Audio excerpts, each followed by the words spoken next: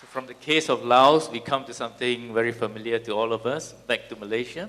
And to talk on that will be Datuk Paul Loh.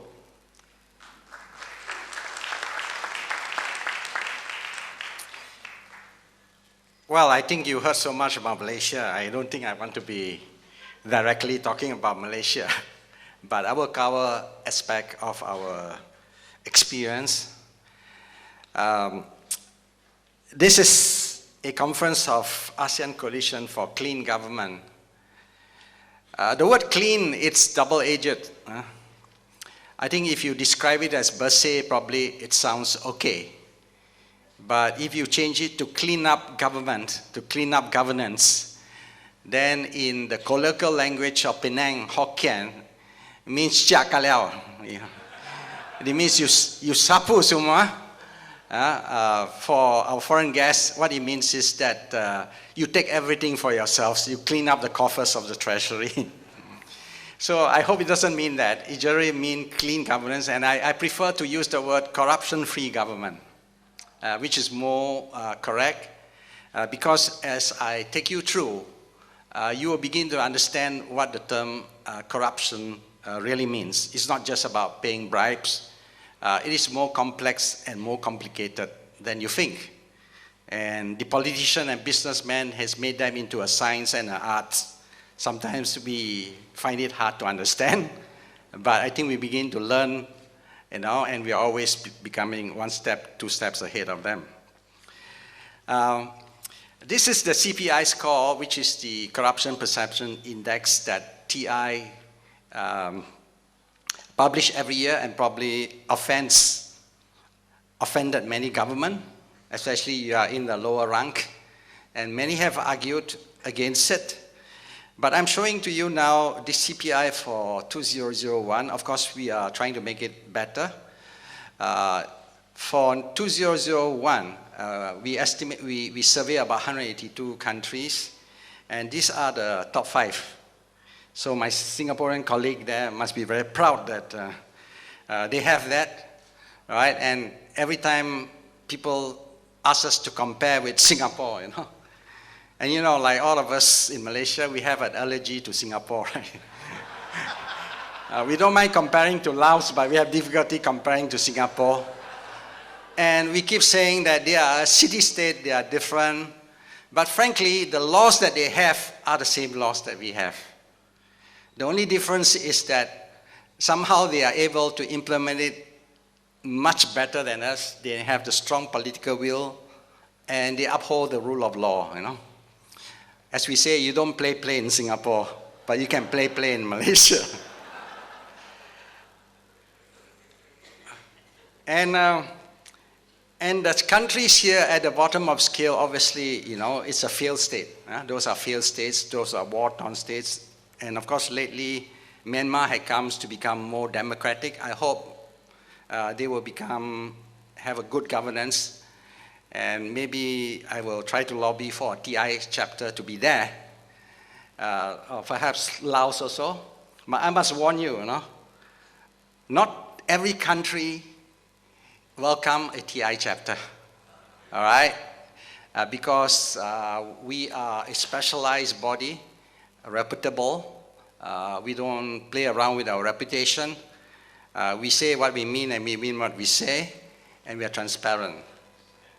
Sri Lanka, for example, is very hostile towards TI chapter. The president there often, for 3 times, have a hand grenade into his car.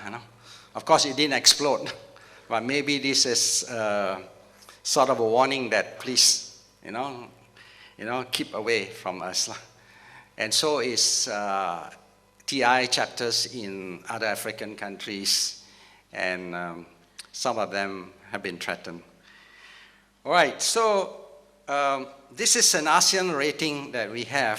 Obviously, Singapore is on the top, but it has slipped slightly from 1 in 2010 to 011.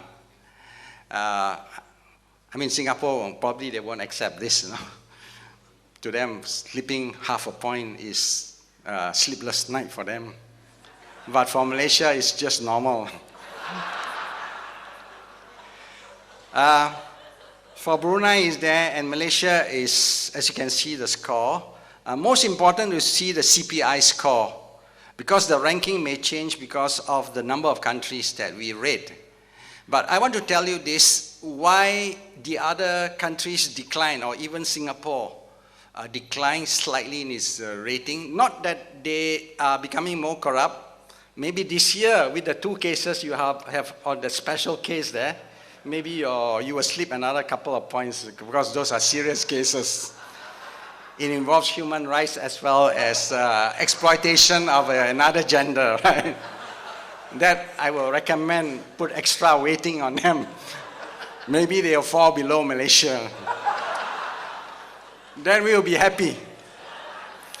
Okay, so, I mean, this is the score. Malaysia, we are still number 3, but we often say that we are happy because we are number 3 in ASEAN, you see.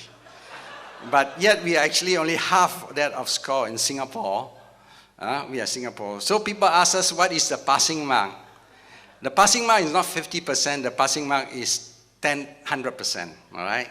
So Singapore is still below the passing mark, right? Okay, but one of the reasons, as you can see, the other countries, they are quite quite low, you know, and the significant improvement will be in Indonesia. Indonesia got the most significant improvement purely because the president has the political will and they meant what they say. You know, and you got people like Pa Anwar there, I think, fearless, you know, uphold the rule of law, put big fishers in jail. Obviously, their index goes up. But the key point is for Indonesia, you know, by the way, their anti-corruption, the KPK, when we compare the number of prosecution success rate, Malaysia is about 67%, we have increased to about 72% success rate. And that's because also, I mean, to give credit to MACC, that's because our Evidence Act is very strict, much stricter than the European or the American Act, you know. But Indonesia, because of the powers the anti-corruption agency have, they have both prosecuting powers, they have both powers to wiretap, you know, and do covert operation. So the proof that they get is much more solid. And because they can prosecute, the investigators and the prosecutors work together hand in hand, together and then file a case. But in our case, it will have to send a file upstairs, then back again, then upstairs, then back again. Then after that, no further action. This is our problem. So we have to make this prosecution and investigation work together. And of course, the Attorney General has to be absolutely free from political obligation and interference. In the Indonesian, it's 100% success rate. And when I see, I think you will clap some more if I name the people who are being prosecuted and put to jail. It sounds like something like 46 members of parliaments, 3 ministers, 2 governors, and 1 ex-deputy governor of your central bank. So with 46 member parliaments in jail, I don't know whether they have a parliament at all now. But that shows the effectiveness of that. Huh? All right? So maybe we got to bring their team here and come to Malaysia. Then I don't know how many member parliaments will be in jail. Okay, I say that with jest. I know there's a lot of YB Bahamat here, right, Honorable? All right, maybe I'm on this territory, maybe except for the party that runs this state, maybe. All right, South Korea, you remember, went through a very serious stage where they jailed, because of the slush fund, they jailed the chairman of Hyundai, I think, you know, LG and all this. And of course, Thailand with the red shirt, yellow shirt, I don't know what shirt else, but they actually restructured their constitution and they put in good institution. Good ombudsman. I am sure the Prime Minister will tell you that. By the way, their ex-Prime Minister, Abhisit, The election commission prosecute him for spending more than 1 million baht for his election in court. And if he is charged guilty, he will have to come down as prime minister.